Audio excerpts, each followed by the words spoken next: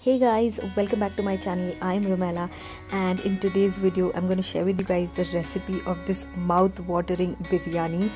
This is a very easy biryani recipe. It has minimal ingredients. You can whip this up in literally an hour, but it's so flavorful. It is packed with flavors and will leave you wanting for more. It is the Malabar style chicken biryani, and I cannot wait to share the recipe with you guys. So let's go.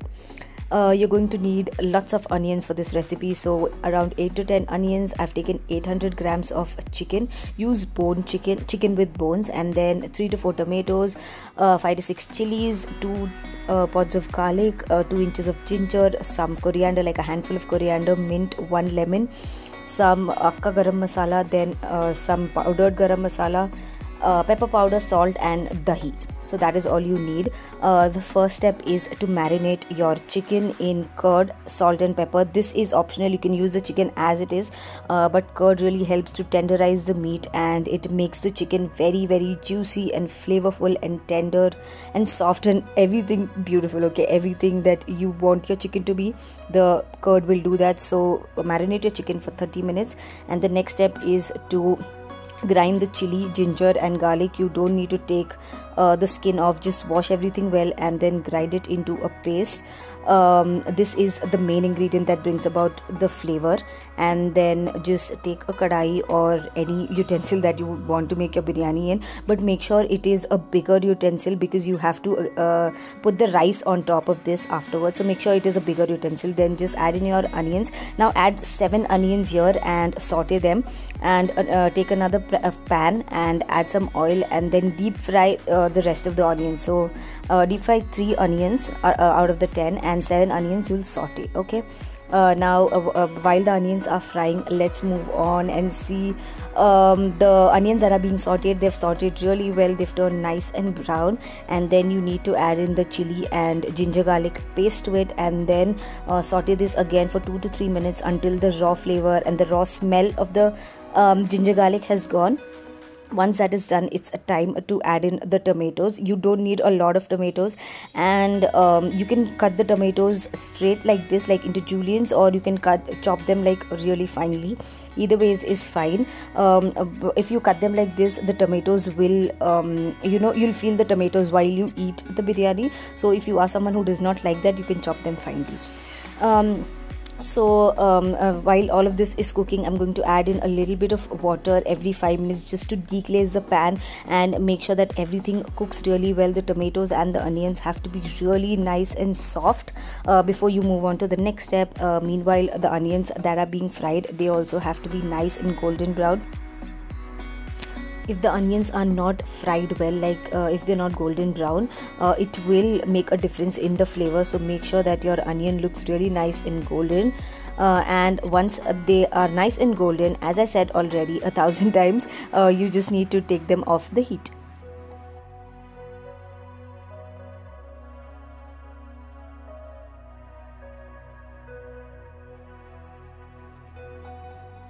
So once the onions are out, you need to fry some cashews and some kismis. Make sure that again these two are really nice and golden, and do not burn them. You have to keep an eye on them, and these will turn golden in probably like a minute, ya fir usse bhi kam. And then you need to add in the kishmish, as I said already.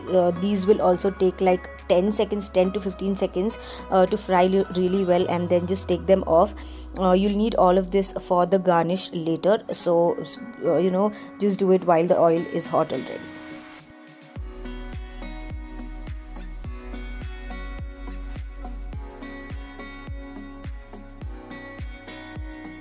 Now moving on to the onion and tomato mixture. You can cook this with the lid on as well. I did that, and once you remove the lid, you will see that the oil has separated. That's when you know that it has cooked really well. So you just have to add in your marinated chicken and mix well. Keep this on high heat and let the chicken cook in the masala on high heat for 2 minutes, and make sure you're stirring continuously.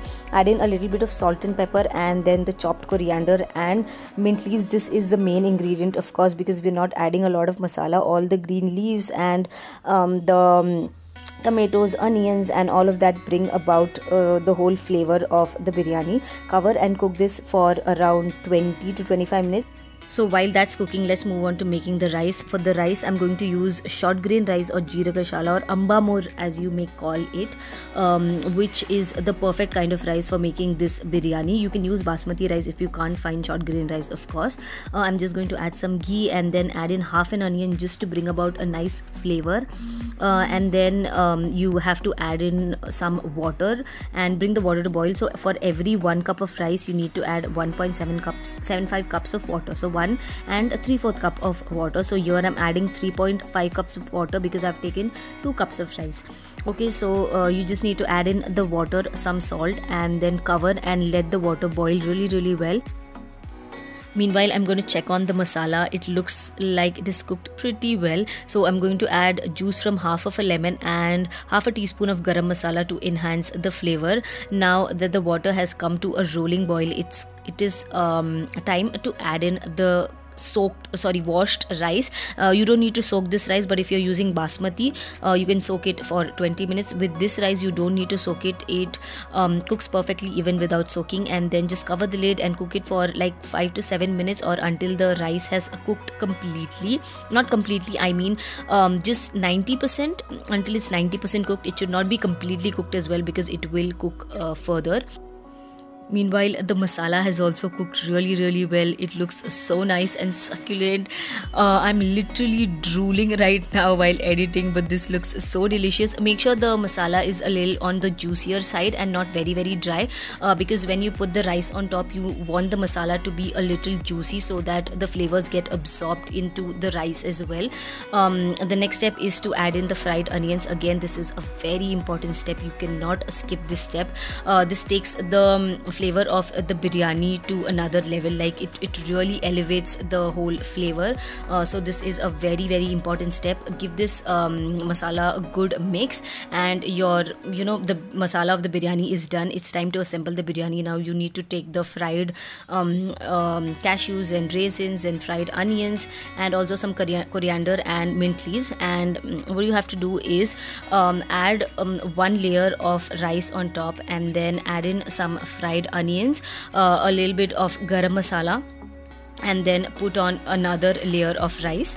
And once you've put the whole rice, you have to again garnish this with you can add food color if you want, but I just added a little bit of haldi to lemon juice. This also brings about a really nice flavor. Then add in the fried onions, a little bit of coriander and mint leaves, and a little bit of garam masala. Cover and let this cook on very low flame for around 20 minutes. Once the biryani has cooked really well, just take the rice off, and you can see that the rice has absorbed a lot of the masala. So you just need to mix the rice really well and then just take it out on a serving plate and then garnish it the way you want. I really like to garnish my biryani with again some onions, some coriander and mint leaves, and then I put the cashews in this very decorative form, and that is it. You just need to add a little bit of coriander and mint to the masala as well. That is it for this very easy peasy biryani. Now for the sides, you can add in like a salad. I usually have onion and tomato salad with maybe some achar and some the coconut chutney as well goes really well with it. Pudina and coconut chutney, we do make that a lot of times, but on this particular day I did not make coconut chutney. But these are the 3 add-ons that you can have with the biryani, and it tastes